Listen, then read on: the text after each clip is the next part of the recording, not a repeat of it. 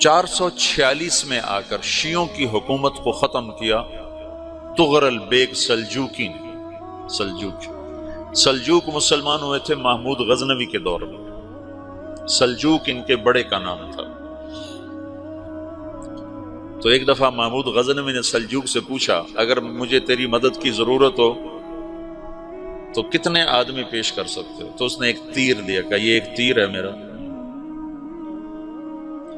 کسی کو یہ تیر بھیج کر میرے علاقے میں بھیج دو تو چند گھنٹوں میں 1,00,000 تلواریں تیرا پہرا دینے کے لیے تیار ہوں، میرے پاس اتنی طاقت ہے۔ تو یہ سلجوک کی نسل میں تھا تغرل بیگ۔ اللہ تعالیٰ نے جب عرب زوال کا شکار ہو گئے اور ضعف کا شکار ہو گئے، جیسے بڑھاپے کا کوئی علاج نہیں، جب قوموں پہ زوال آتا ہے تو اس کا بھی کوئی علاج نہیں، پھر اور قوم کو جگہ ملتی ہے۔ جیسے بڑھاپا ایک فرد پہ آتا ہے، ایسے بڑھاپا قوم پہ آتا ہے۔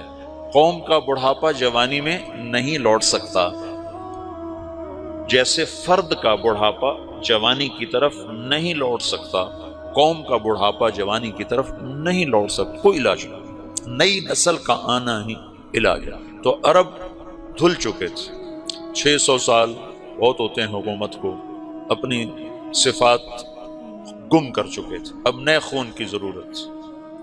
تغرل بیگ پہلا شخص تھا جس نے آ کر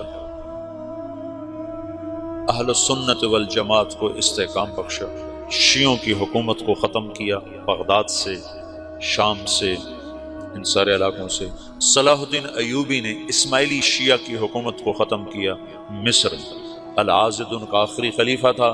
صلاح الدین ایوبی نور الدین زنگی رحمۃ اللہ علیہ کا پروردہ تھا، اس کا دوست تھا، اس کے دوست بھی تھا، بچہ بھی تھا اس کے سامنے، زیادہ لکھنے پڑھنے کا شوق تھا۔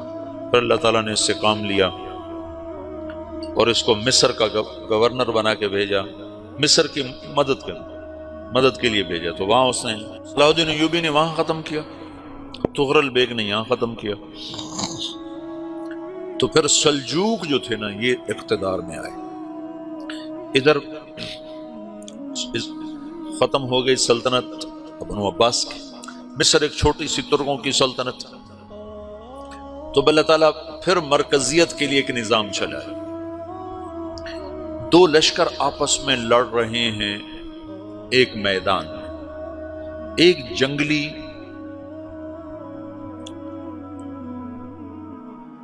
بدوؤں کا قافلہ، جنگل کے لوگ اپنے قبیلے کو لے کر، ایک جنگلی قبیلہ اپنے سردار کے ساتھ نقل مکانی کر رہا ہے ایک جگہ سے دوسری جگہ۔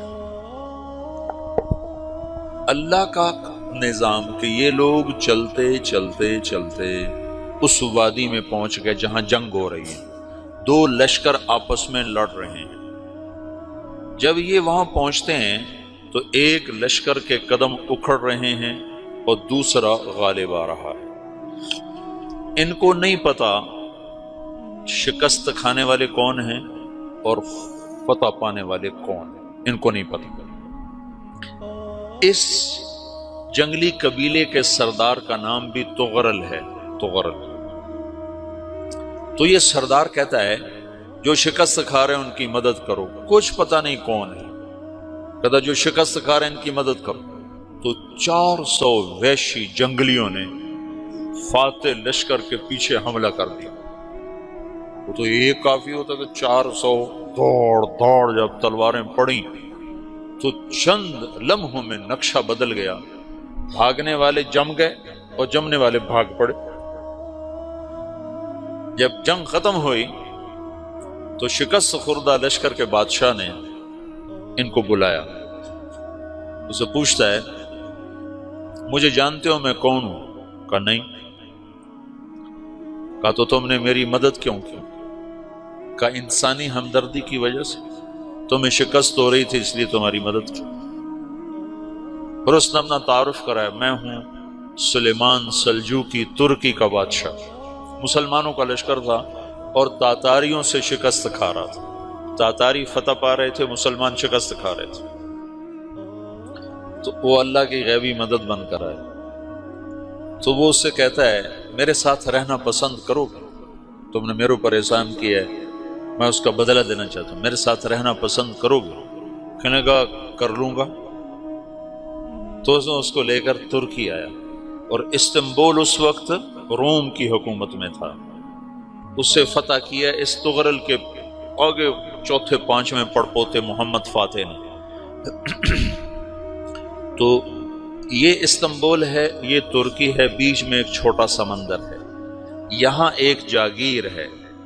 تو سلطان سلیمان کہتا ہے یہ جاگیر تجھے وقف ہے، ادھر سے رومی مجھے تنگ کرتے ہیں حملے کر کر کے، تو میرا دفاع کرتے رہنا، یہ جاگیر تیری۔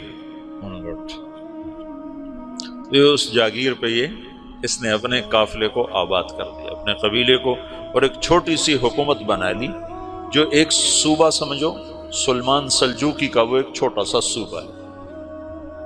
وہاں جب یہ رہ پڑا تو پھر یہ ایک شیخ کے بیت ہوتا ہے، وہاں شیخ طریقت ہے، ان کے یہ بیت ہونے جاتا ہے، وہ اس کو رات اپنے پاس ٹھہراتا ہے، تو ایک کمرے میں ان کو ان کا خادم ٹھہراتا ہے۔